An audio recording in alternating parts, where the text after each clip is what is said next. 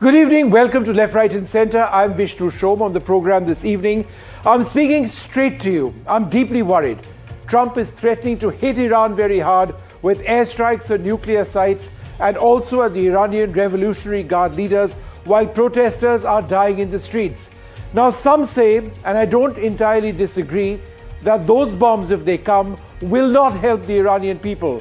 They'll only rally the regime, silence dissent, and give hardliners the perfect scapegoat. Then again, there are those who say that the regime has to be pushed and military force is the way to do it. I know oil prices might shoot up again if there is war in that region. For India, this might mean higher costs at petrol pumps for you and me, and certainly shattered supply chains in other parts of the world. It may not just be limited to Iran if there are wider strikes. Remember, Iran can strike as well with its ballistic missiles. I fear Russia and China, already supporting Tehran, will get dragged in far deeper and turn this into a much bigger conflict. Far, far away, Trump now says that Greenland's status is unacceptable and that he might take it by force from his NATO ally Denmark. I see this shattering NATO, wasting billions of dollars and making America look like an aggressive bully instead of as a leader. It is my belief that territorial grabs like this weaken global rules that we all depend on. I'm calling for real diplomacy, not reckless threats. Let's all stand up for peace before we all regret it. But first up, if we are going to be talking about military strikes by America, because Donald Trump is alluding to that repeatedly, here are 6 key potential American military options against Iran. So let's have those details up on the wall. Well, this is the region that we're actually talking about. This is actually a map that Al Jazeera worked on very, very closely. And all of these red dots are areas where the Americans have their bases across the region. In Oman, in Qatar, Bahrain, Kuwait, in Iraq as well, they've got facilities. And therefore, America is deeply invested in this area. So if there are strikes from the Americans onto Iran, it is possible that Iran may lob missiles, as they've done in the past, against bases of the Americans in Kuwait, Bahrain, Qatar. There are already non-essential staff members who've been told to go away. And then, of course, there is Israel, far, far away. But Israel might well be involved in any Iranian response. Will there be more missile attacks both ways? Could this trigger a larger war? Remember, Iran's regime is battling for its survival. If strikes come in, it is seen to be a fairly desperate regime at this time. Will they actually fight back? If so, can it be meaningful at all? Again, this is a map from Al Jazeera I found very useful. So, how might Trump hit Iran? Airstrikes from regional bases, the ones I pointed out to. The US could deploy B-52 bombers. They could deploy fighter jets from bases in the Middle East to target Iranian military sites. There could be naval missile launches, cruise missiles fired from aircraft carriers, from destroyers, from submarines in the Persian Gulf against regime infrastructure. There could be drone attacks, precision strikes using armed drones on key targets like the Iranian Revolutionary Guard's facilities or protest suppression units. So those who are leading the offensive against the protesters might be targeted. Cyber operations, which could disrupt Iranian command communications, their networks, to hinder regime responses, could be something that the Americans look at militarily. Special forces raids, in other words, covert operations by elite units to sabotage critical assets without large-scale invasion. Because here's another important point: American boots on the ground may be entirely counterproductive. There could be targeted infrastructure strikes. In other words, long-range missiles hitting missile production sites, nuclear sites, right, which were, of course, hit a few months back. But again, an effort to degrade the military capability of Iran.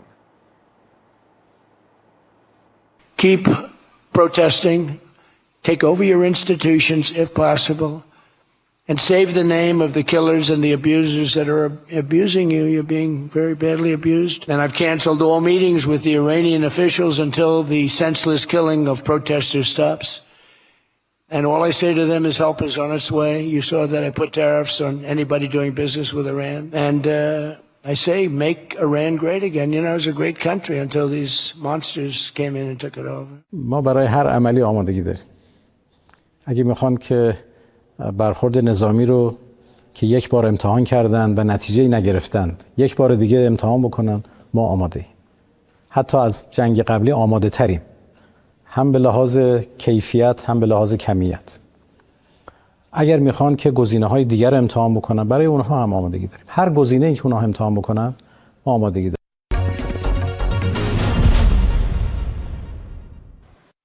Well, extremely uncertain times in Iran and in Greenland as well, it does appear. Joining us now, our very special guest, John Bolton, the former National Security Advisor of the United States. Mr. Bolton, thanks very much for speaking to me once again. Great seeing you, and a Happy New Year. My first question to you. Happy New Year. With Iran's protests now surging and crackdowns killing thousands, is an American military strike, in your opinion, inevitable? And if it is, what would that really achieve? Well, it certainly sounds as though President Trump is moving in the direction of what they like to call kinetic military action. He said a number of things that really have been effectively drawing a red line. If the regime doesn't stop the repression of the people, which has escalated in recent days, he's going to do something. Now, it would be helpful if we could decide what the objective is. I think it's a legitimate objective to overthrow the regime, which is a threat to peace and security around the world, and particularly in the Middle East, with its support for international terrorism and its pursuit of nuclear weapons. But what we need to do is show to the opposition that we're with them. I think we should have been helping the opposition in many other non-military ways before this. But if we were to strike targets that are elements of the regime's ability to repress the opposition, like Revolutionary Guard headquarters and facilities, those facilities of the Basiji, the militia, the paramilitary group that's used against civilians, the nuclear program, the ballistic missile program. I think that would cause great harm to the regime and be a boost for the opposition. So, Mr. Bolton, you don't believe that this is bluff on the part of the Trump administration amidst this internal unrest? What the president is saying is credible, and that is just a matter of time now? I think so. Otherwise, he has put down a red line. If the regime crossed it, which they have, and he doesn't do something, then his own credibility is at stake.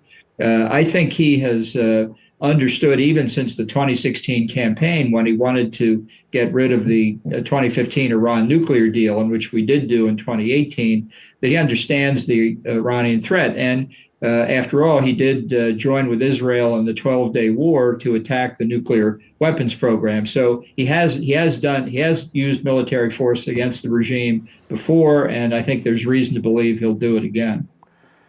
Where do you see the revolution, and I use that word, in Iran at the moment? Do you believe that there is a very strong possibility that the Khamenei regime will be overturned in a finite period of time, or do you see this being a protracted battle? Well, we've certainly seen massive demonstrations against the government in a number of past years, but virtually all of which have been brutally repressed. And that seems to be what the regime is trying again here. I do think it's different this time. I think the economic circumstances in Iran are far worse than they've been before. The country, because of its irrigation policies, has caused a near drought across the country. They've been talking about moving the capital from Tehran because there's no water in the city's reservoirs. But there are plenty of other factors, too. The young people know they could have a different life. They're dissatisfied. The female half of the population is unhappy and has been since the murder of Mahsa Amini some years back for her failure to adhere to the dress code. And that's not just a cultural issue. That's a direct attack on the Ayatollah's legitimacy. They say they rule because they speak the word of God. Well, 50% of the population doesn't think they speak the word of God on the dress code, and that undercuts their legitimacy on everything else they say. There are ethnic tensions. There are many, many causes for this. I think the regime knows it's in trouble. I think that's one explanation for the level of brutality we're seeing now. You know, let me strike a contrarian note. I personally believe that strikes against the IRGC or any element of the armed forces of Iran won't necessarily, do anything for the protesters. That seems to be running parallel to any military action that America may take on the military in Iran. It's the police, other forces, even the armed forces targeting the civilians. But a military strike on military facilities, how would that have an impact on protesters on the ground? Well, I think the real control of the government in Iran today is not in the hands of the Ayatollah Khamenei. I really think it's as much a military dictatorship as it is a theocracy. And so striking the Revolutionary Guard is really a direct attack on the people who are ordering the campaign of repression that we're seeing now. And as I mentioned, the Basiji in particular, the militias, the really gangs of thugs, are the ones immediately most threatening to the protesters, and taking them out would be important too. But going after, for example, further attacks on the nuclear weapons program, I think if you look back to the 12-day war, the people of Iran saw that the regime was unable to protect its most important assets, the nuclear program, the missile program. And it really, nobody likes to see their country bombed, but it gave the people the feeling the regime's days were numbered. And I think we want to underline that. We have to show both to the regime and to the opposition that the outside world has stakes here in what the outcome of this conflict is. Do you see Raza Pahlavi as the natural leader who could take over? Does he enjoy, the popular support, which he may believe he does? I'm doubtful of that. I don't know what the most effective way to proceed is here. I think ultimately the people of Iran are going to have to make up their decision through free and fair elections who they want to lead them. I think it's a mistake at this point to concentrate on who's leading the opposition. It's certainly disorganized. It certainly needs better coordination. But I think we should all keep our focus on overthrowing the regime itself. There'll be plenty of time for political squabbles over who's going to lead the country afterward. But if the opposition divides now, it weakens itself and gives the regime a greater opportunity to stay in power. Is it your concern that if America strikes or is about to strike, Iran may actually launch, a large number of ballistic missiles, much, to two civilian areas, not just in Israel, but places like Qatar and the United Arab Emirates and everywhere else where the United States has bases? That we could see a lot of loss of life if that takes place. Well, I think we certainly have to take the potential regime retaliation seriously, and it may be that there's some indications now at some of our bases in the Gulf that non-essential personnel are leaving. I think it would be a big mistake for Iran to attack population centers in the Arab countries on the other side of the Gulf. I do think if they're considering anything, it would be against our bases. I think Israel is vulnerable, and I think there's certainly a risk of Iran expanding its assassination campaign against people in the Iranian diaspora or against current and former U.S. officials that they've targeted before. So I think we need to be prepared for that. But I do think this regime is very weak, and I don't think we should let this moment go. The next one may come, to answer one of your earlier questions, when the Ayatollah Khamenei himself dies. He's 85, 86 years old. He's not in good health. And he's only the second supreme leader since the revolution of 1979. So I think that's a point where they have to pick a new supreme leader that the regime would be vulnerable, even if they don't fall as a result of the current turmoil. Let's turn our attention to the other real crisis area, Greenland. Trump calls Greenland's status unacceptable. He will not rule out force. How does this fit, for example, with your America First, Arctic strategy? You've spoken about America First, but it's being used or in a very different manner now. Well, I think the way Trump's approaching this is just disastrous for the United States. I think even talking about using military force against a treaty ally like Denmark and the people of Greenland is unthinkable until Trump thinks it up and starts talking about it.